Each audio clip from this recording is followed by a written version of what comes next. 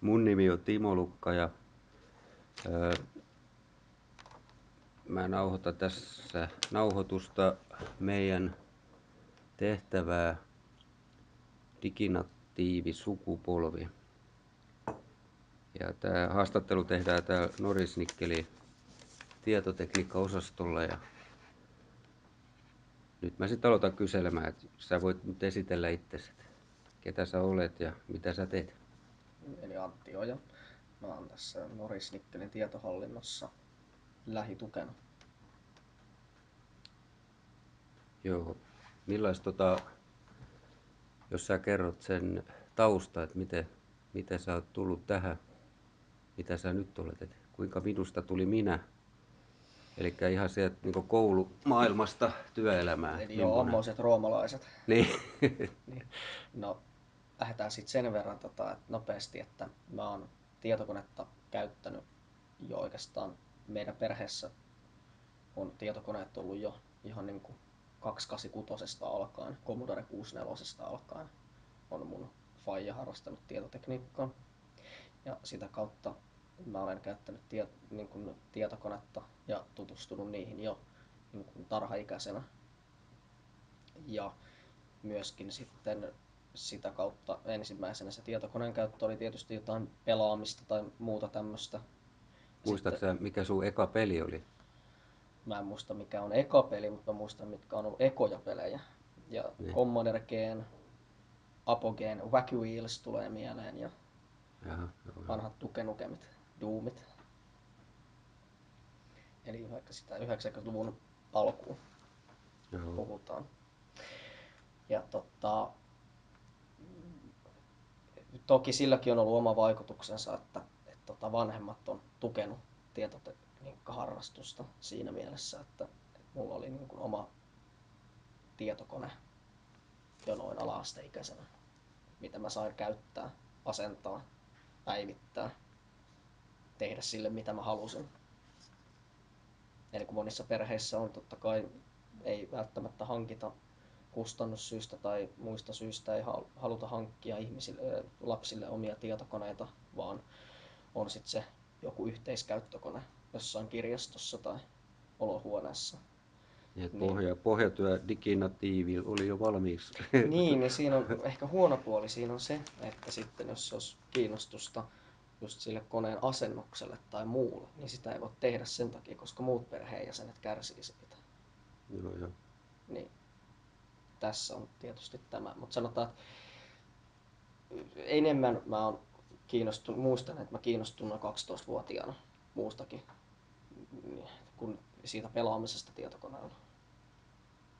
Et silloin mä muistan, että tapahtui semmoinen selvä käänne siinä, että mä huomasin ja tajusin, että hei, tietokoneella voi tehdä kaikkea paljon muutakin kuin vaan pelata. Oliko sun koulussa ei ollut mitään tietotekniikkaa liittyvää? Se oli vain ihan oma harrastus. Ei sen enempää mitä niin kuin muillakaan mun ikäisillä. Joo. Oliko jotain ATK-tunteja? Siis ATK-tunteja oli, ei voi sanoa, että ala-asteella oli, se ei kuulunut silloin niin kuin juurikaan opetusohjelmaan. Se, että sanotaan, että tutustuttiin tietokoneisiin. Mutta yläasteella tuli sitten vasta ensimmäisiä ATK-tunteja, missä mä muistan, että harjoiteltiin esimerkiksi kymmensormitekniikkaa. Ja siinäkin meillä oli sitten kurssin loputtuun, niin meillä oli koe, jossa piti kirjoittaa niin paljon kuin ehtii jostain tekstistä tietokoneella. Ja mä kirjoitin sen koko tekstin, mitä opettaja oli varannut noin puolessa siinä ajassa, mitä oli varattu.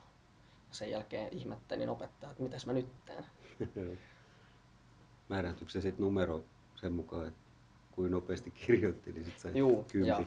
Ja opettaja oli tietysti varannut hänen mielestään riittävän pitkän tekstin, että kukaan ei varmasti ehdi siinä ajassa kirjoittaa sitä tekstiä. Joo, oliko tämä opettaja niinku oikein tietotekniikan opettaja vai oliko se vaan sitten joku eli meidän maantiedon opettaja? Meidänkin koulussa niin meidän tietotekniikan opettaja oli niin kuin päätyö oli opettaa jotain muuta, en enää muista mitä hän opetti, mutta tämmöistä erityistä tietotekniikan ATK-opettajaa ei ainakaan silloin ollut. Joo. Mikä sitten toisaalta mun mielestä ehkä vähän näkyi sitten tietyllä tavalla opettajan ammattitaidossa, että jos opettajalta kysyi mitään, mikä oli vähänkin siihen niin kuin aiheeseen sivuten, mutta ettei löytynyt sieltä hänen materiaaleistaan, niin opettaja ei tiennyt. Mitäs sitten sä menit sitten ammattikouluun? Joo, mä menin ammattikouluun opiskelemaan tietoliikenneasentajaksi. Joo, se oli vähän niinku harrastuksesta niinku ammatti. Kyllä ja Valinta. ei. Että voisi ajatella näin, että mun tapauksessa datanomi olisi ollut paljon selkeämpi vaihtoehto. Mutta se, minkä takia mä päädyin hakemaan tietoliikenneasentajaksi, johtui itse asiassa semmoisesta ajatuksesta, että koska tietotekniikkahan on todella laaja-alainen, niin johonkinhan yleensä sitten munkin tai niin kuin tietotekniikka-alalla erikoistutaan. On se sitten lähitukea tai sitten ohjelmointia tai muuta. Mutta mua nimenomaisesti kiinnosti silloin tietoliikenne oli semmoinen, mikä mua kiinnosti. Ei ohjelmat välttämättä. Ei välttämättä ohjelmointi, että sanotaan, että ohjelmointi oli semmoinen, mitä oli kiva harrastaa, mutta se ei ollut semmoinen, mikä kiinnosti sit niin syvästi, että sitä olisi ehkä halunnut lähteä koulussa harjoittelemaan. Ja toisaalta niin siihen aikaan, kun mä olin just ammattikoulussa, niin datanomin tutkintoon ei kauheasti ohjelmointia ollut vielä sisällytetty. Joo, se on enemmän, että oliko se kaupallisella puolella se datanomi vai? Mitä tarkoitat? Se on ammattikorkeakoulututkinto, eikö se ole datanomi? On. Joo. Oliko se sitten ihan...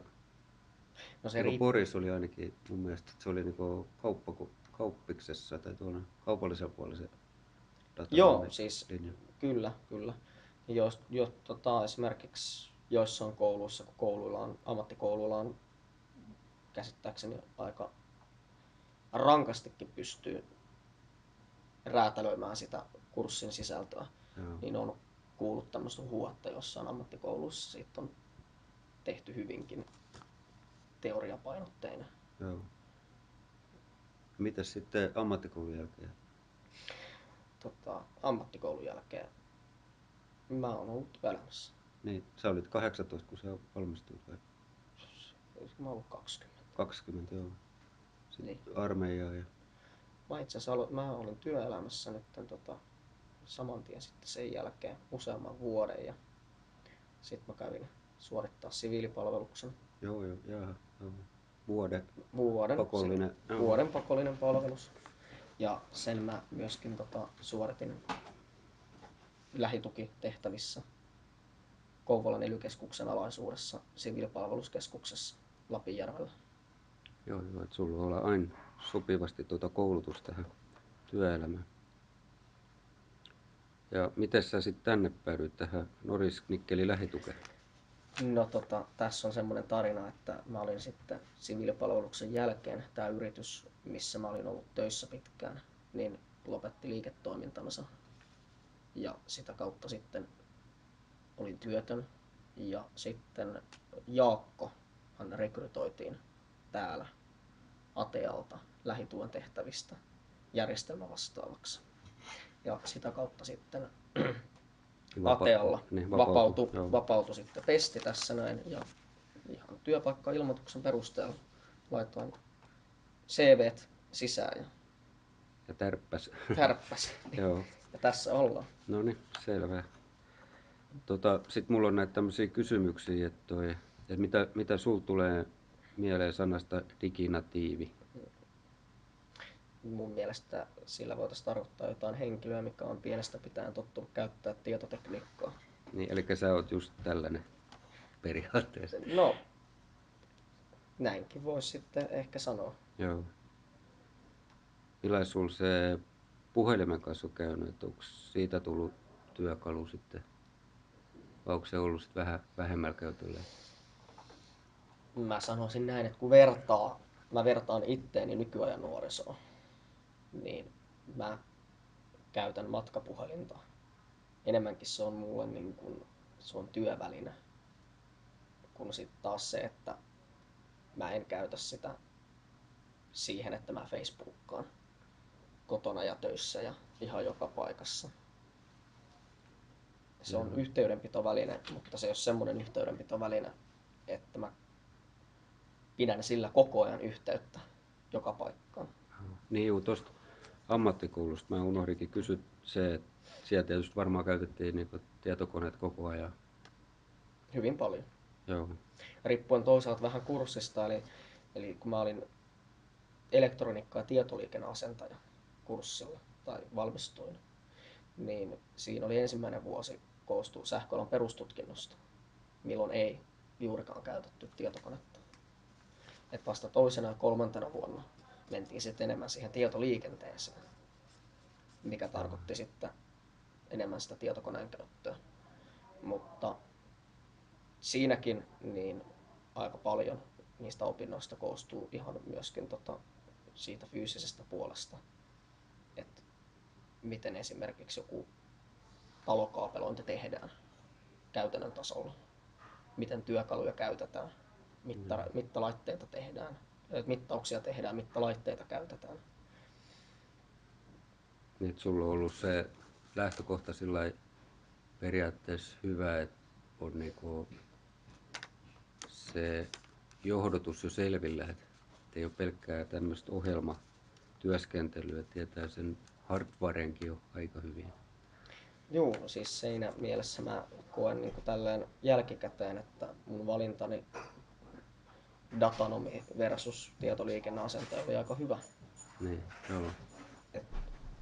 Olen niin kuin Just saanut sopiva. koulutuksen niin kuin siihen, että miten ne asiat toimii. Niin kuin, toki nyt tiedän, että miten asia toimii bittitasolla, mutta miten asia toimii fyysisellä tasolla. Niin, joo. Ja miten niitä yhteyksiä rakennetaan Ja tai se ylläpidetään. helpottaa sitä ymmärtämistä sillä Nimenomaan. kun hakee jotain ongelmia. Niin... Se on helpompi ymmärtää se koko kokonaisuus. Joo. Joo, selvä.